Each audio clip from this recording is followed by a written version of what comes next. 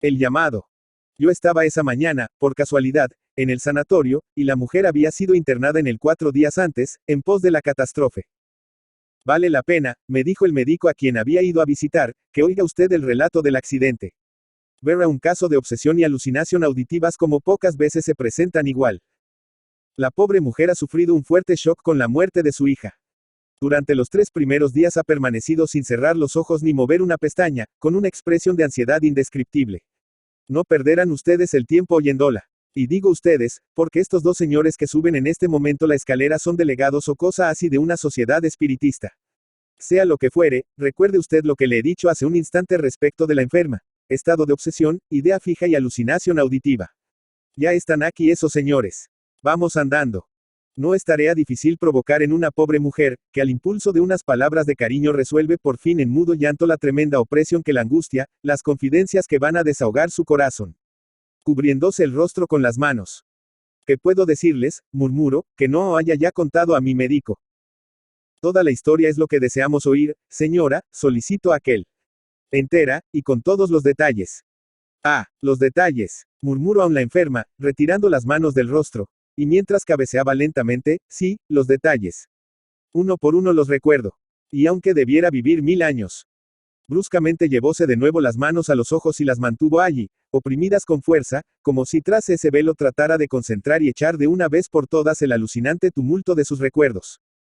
Un instante después las manos callan, y con semblante extenuado, pero calmo, comenzó. Lo que usted desea, doctor. Hace un mes, suavemente el médico observó. Desde el principio, señora. Bien, doctor, lo así. Usted ha sido muy bueno conmigo. ¿Y si hace solo 15 días? Sí, ya voy, doctor, es lo que quería decir. Nuestra hijita tenía 4 años y un mes justos cuando su padre se enfermó para no levantarse más. Nosotros no habíamos sido nunca muy felices. Mi marido era de constitución delicada y muy apocado para la lucha por la vida. No sé qué hubiera sido de nosotros de no hallarnos en posición desahogada. Siempre parecía extrañar algo, aun cuando no sonreía. Y yo creo que no había conocido la felicidad hasta el momento de sentirse padre. Pero qué amor el suyo, doctor, por su hija. Qué devoción religiosa contemplando a nuestra nena. Y qué consuelo para mí al pensar que por fin hallaba el algo que lo ligara fuertemente a la vida. Sin duda a mí me había amado cuando él podía hacerlo, pero su eterna tristeza de alma solo había podido disiparse entre las manecitas de su hija. Se postró por fin, como digo, para no levantarse más. Mi propio dolor de esposa debió desvanecerse ante el dolor inenarrable que expresaban los ojos de aquel padre que debía separarse para siempre de su hija. Para siempre, doctor, su última mirada, fija en mí, delataba tan intensamente lo que pasaba por su corazón, que con mis labios le cerré los ojos, diciéndole. Duerme en paz, yo velaré por tu hija como tú mismo. Quedamos solas entonces, mi criatura y yo, ella vendiendo salud por las mejillas, yo, reponiéndome a su lado de mi largo quebranto. Criatura mía, parece haber sumado a las suyas las fuerzas de su pobre padre, de tal modo la alegría de su semblante iluminaba nuestra existencia. No era vana la promesa hecha a mi marido al morir. Como él, yo concentraba ahora en nuestra hija la inmensidad de mi afecto y de mi soledad. Oh, velaba por ella, puédeseme creer, como si la continuidad de mi vida y la del mundo entero no tuvieran otro destino ni fin que la felicidad de mi hija. Qué sueños de dicha no he hecho para ella, con mi criatura dormida en mis brazos, y sin decidirme a acostarla. Cuán leve me parecía el sacrificio de mi cansancio, si con él podía infundir en su cuerpecito lo que me restaba de vida. Sí, extremo cansancio. Le he explicado a usted, doctor, cómo me sentía entonces. Me reponía por fuera, me hallaba menos delgada y con mejor semblante. Pero en el fondo de mis esperanzas algo iba muriendo, extenuándose día tras día. Perdía, a poco de comenzar a tejerlos, el hilo de mis ensueños de dicha, y quedaba inerte, con la cabeza caída y mortalmente cansada, como si delante de mis ilusiones se tendiera una infinita y helada vaciedad. A veces, no sé de dónde, me parecía percibir, apenas sensible, por la distancia, una voz que pronunciaba el nombre de mi hija. Me sentía tan fatigada. No podía soñar más con el porvenir, sin que la tristeza de la nada, de la horrible esterilidad de mis fuerzas, me helara el corazón. ¿Por qué? No existía, ninguna razón para sufrir así. Allí estaba mi adorada nena, cada día más sana y alegre. Nada nos faltaba, ni podía faltarnos, dada nuestra posición. No, nada, y estrujando a nuestra hija en mis brazos, sabía bien que el porvenir era todo nuestro. Yo se lo había jurado a mi marido. El porvenir, más apenas comenzaba a forjar un sueño de felicidad para mi hija, el ensueño se helaba, oh, con qué horrible frío, como si el amor de su padre y el mío no fueran bastante para alimentarlo. Y calla abatida en profundo desaliento. Un mes entero duró este estado de angustia. Una noche, cuando comenzaba a pensar por millonésima vez en los entrañables cuidados de que rodearía siempre a mi nena, en ese momento oí nítidamente estas palabras. No tendrá necesidad. Oh, es muy duro para una pobre madre que se desvela por la dicha de su hijita percibir una voz que le advierte que cuanto haga por conseguirlo será inútil. Esa lúgubre voz daba por fin razón a mis sueños truncos, y mi tristeza mortal. Dentro de mí misma, para que fuera más irrecusable, la voz hallaba eco y me advertía que mi hija no tendría necesidad. Porque moriría. Oh, Dios, morir, nuestra hijita, cuando su padre y su madre daban toda su vida por ella. Oh, no, no. Yo me rebelé, doctor. Que me importaba que una voz me anunciara su muerte, si yo me atrevía a defender a mi adorada hija contra todo y contra todos. Desde ese instante mi existencia no fue sino una pesadilla de terror, sin más motivos de existir que la defensa desesperada de la vida de mi nena.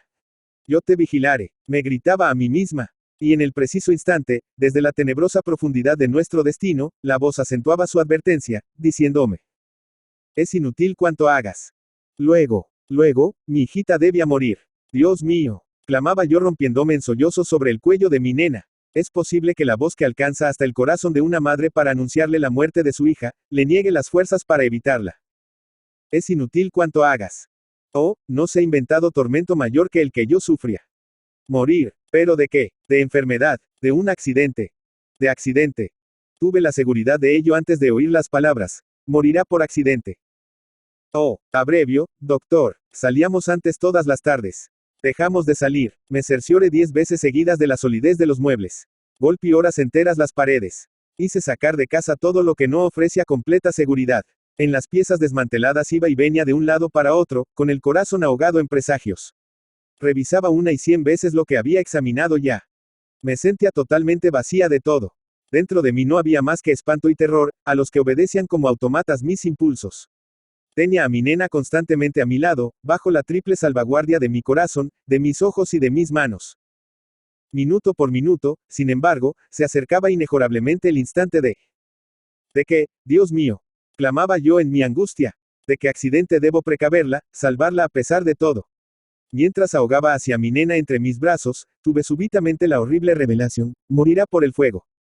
E inmediatamente, de la casa entera, de mi aliento, de mis mismas ropas surgió la terrible seguridad de que la vida de mi hija estaba contada, no por meses o días, sino por breves horas. Como una loca corrí a la cocina, apague el fuego y eche baldes de agua sobre las cenizas. Ordene que no se encendiera por nada fuego. Requise todas las cajas de fósforos que había en la casa y las arroje en el cuarto de baño. Como loca todavía corrí de una pieza a la otra revisando febrilmente todos los cajones de todos los muebles de la casa.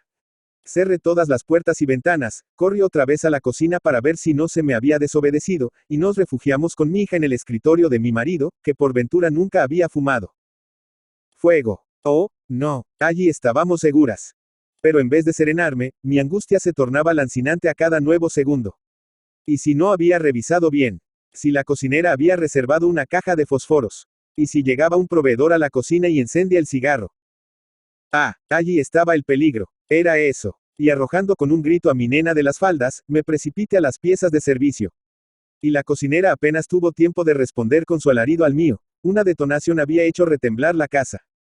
La pobre madre cayó. Por un largo instante, tal vez el preciso para que se apagara de su alma el último fragor del estampido, permaneció con las manos en los ojos. Por fin.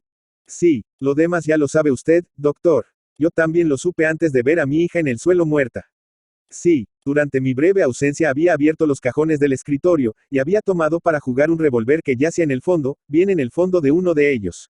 El arma se le había caído de las manos. Doctor, exclamó bruscamente con voz entera, descubriendo su semblante desesperado. Yo perdí a mi hija, usted lo sabe, como me lo habían predicho.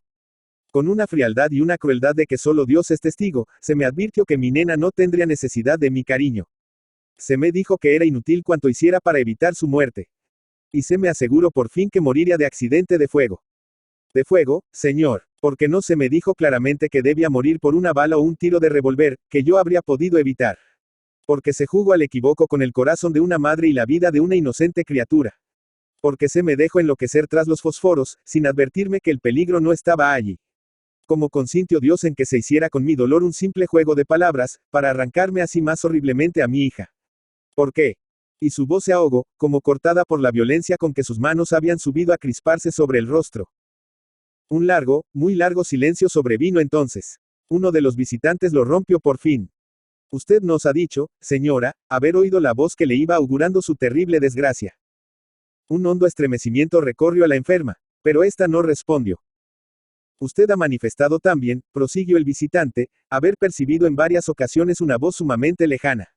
Eran una misma voz la que le advertía en vano del peligro y la que llamaba a su hija. La enferma asintió con la cabeza. ¿Reconoce usted esa voz?